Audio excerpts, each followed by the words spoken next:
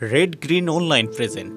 না, সরকার সদাশয় আমি বলবো 13 দিনে যেমন 3টা পদে পদোন্নতি হয়েছে, এই 2500-এর বিষয়টা যেমন উনি আমাদের মন্ত্রণালয়ের দায়িত্ব না, হি ইজ অ্যাওয়্যার অফ, নিজে থেকে স্বতঃস্ফূর্ত উনি এই কাজটা করেছেন।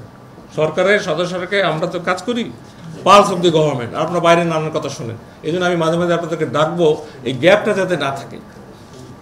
আপনারা একই সাথে করেন, আমি একসাথে করছি, কিন্তু দেখবেন যে কমিউনিকেশন গ্যাপ হয়ে যাচ্ছে।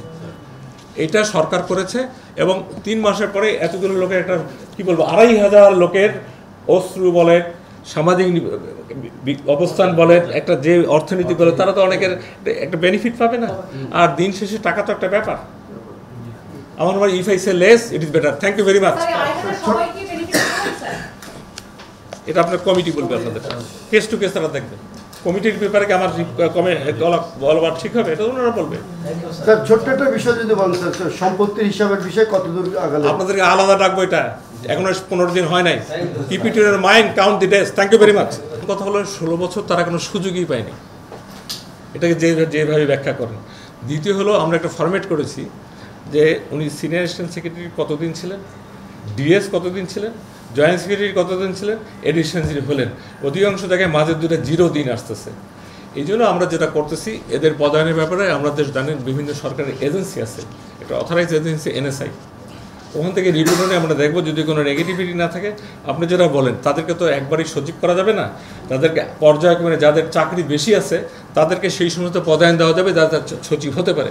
যাদের চাকরি কম আছে তাদেরকে সেরকম আমাদের এক্সটেনশন অফ দি গভর্নমেন্ট অনেক পদ আছে, দেওয়ার কোনো অভাব নেই, আমরা ওইটা সেট করবো, কোনো সমস্যা নেই।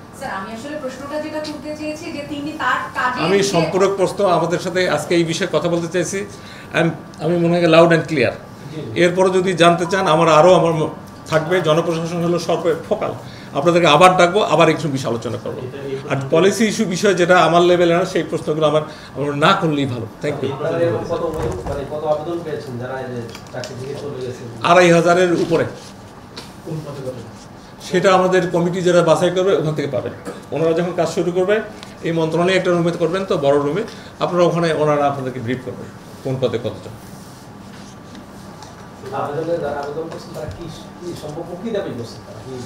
তারা 2-3টা দাবি করছে। একটা হলো যে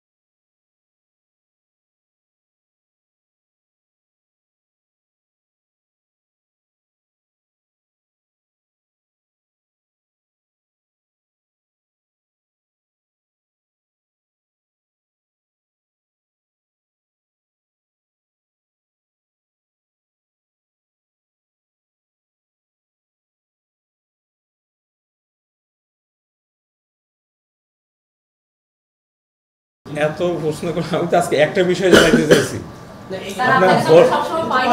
কোথায় আমি অ্যাভেলেবেল? হলিডেতে আপনারা আসছেন, আমি আই অ্যাপ্রিসিয়েট ইউ। আমার আসা জরুরি না, আমরা আসি, এটা রুটিন কাজ। আপনারা আসছেন, আপনারা যে কথাটা বলছেন আমার জানাটুকু বলি।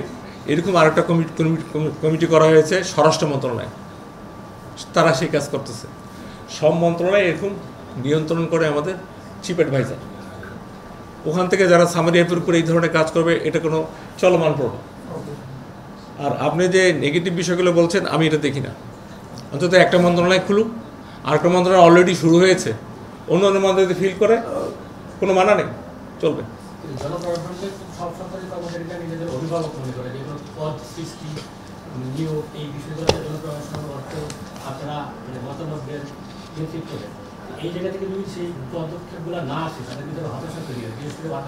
আপনার কথা আমি একমত। অর্গানগ্রাম নিয়ে অর্গানাইজেশন যেদিন কথা বলবো সেগুলো আমরা আলোচনা করবো। আজকে আমরা একটা স্পেসিফিক বিষয় আলোচনা করতে চাইছি, আই মেড ইট ক্লিয়ার। তারপরেও আমাদের এটা জিও যখন আমাদের আপলোড করে দেবো আমাদের কি বলে ওয়েবসাইটে, ওখান থেকে আরও আপনার যেটাকে বলে নকতা বলেন অথবা টিওর বলেন, শর্ত কী কী, ওখান থেকে নিয়ে আপনারা আপনাদের মতো করে লিখতে পারবেন। আমি আজকে শুধু একটা স্পেসিফিক বিষয়ে আলোচনা করার জন্য ডেকেছি। বিষয়টা আপনাদের বলা এজেন্ডা হচ্ছে, ছিল, স্যার, প্লিজ। এই টাইম ফ্রেমটা আপনারা এই সময়টা নিয়েছেন কেন? টাইম ফ্রেমটা এই সময়টা নিয়েছেন কেন 9 থেকে 4? আরেকটা হচ্ছে এনএসআই রিপোর্ট কেন প্রয়োজন হবে? আপনারা জানেন না, এগুলো পোস্টে পদ্ধতিতে বরাবরই ছিল, এই ক্রাইসিস মোমেন্টে নেওয়া হয়নি। আমি বলছি ইট ইজ যে ইমপ্লয়েড, টাইম ফ্রেমটা হলো সরকার ঠিক করে দিয়েছে 2009 সাল থেকে 4 আগস্ট। আপনারা জানেন 5 আগস্টকে আমরা বলি 36 জুলাই, 8 জুলাই সরকার এসেছে, আর 8ই আগস্ট 36 জুলাই। এখানে এটা টিওয়ারটা দেওয়া হয়েছে সরকার কর্তৃক, এটা যে টাইম ফ্রেমটা। কারণ আপনাদের আনলিমিটেড টাইমে জনপ্রশাসন such a ministry, it is a continuous process, negative positive বল। তো এখানে যেটা আসতেছে এই 2009 সাল থেকে 4 আগস্ট 2024, এই পিরিয়ডের দরখাস্তগুলো এই পিরিয়ডে যারা করছে তারা বেঁচে আছে। মানে আগেও তো বঞ্চিত হতে 2009 সালে আমি বলা হয়েছে কোনো মাস উল্লেখ করা হয়নি। তা আগেও তো বঞ্চিত হতে পারতো, সেই তারা কি বঞ্চিত থেকে যাচ্ছে? আপনি আমার কাছে শুনেন, be positive, I am talking about positive of the government. এই লোকগুলো রাস্তায় ঘাটে মাঠে, এই যে আপনার এখানে 2500 লোক প্রতিদিন সিনিয়র লেভেলের লোক ঘুরে, তাদের তো একটা নিষ্পত্তি হচ্ছে, আর it is a continuous process, of course. Thank you. Sir, SB রিপোর্টটা কেন প্রয়োজন হবে? আমি ওটা নিয়ে আবার যেদিন কথা বলবো। স্যার, এনএসআই রিপোর্টটা কেন প্রয়োজন হবে? আপনি আমাকে ফলো করেননি। ইট ইজ ইমপ্লয়েড, আগে দেওয়াই হয়তো, আরও এজেন্সি না হয়তো কমাই দেওয়া হয়েছে।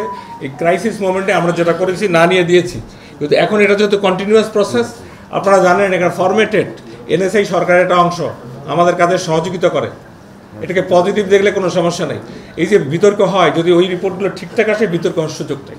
এই বিশেষ প্রতিবেদনটি যদি আপনাদের ভালো লেগে থাকে অথবা উপকৃত হন, তাহলে অবশ্যই এই চ্যানেলটি সাবস্ক্রাইব করুন এবং লাইক, কমেন্ট ও শেয়ার করে রেড গ্রিন অনলাইনের সাথেই থাকুন। Thanks to everyone, red green online.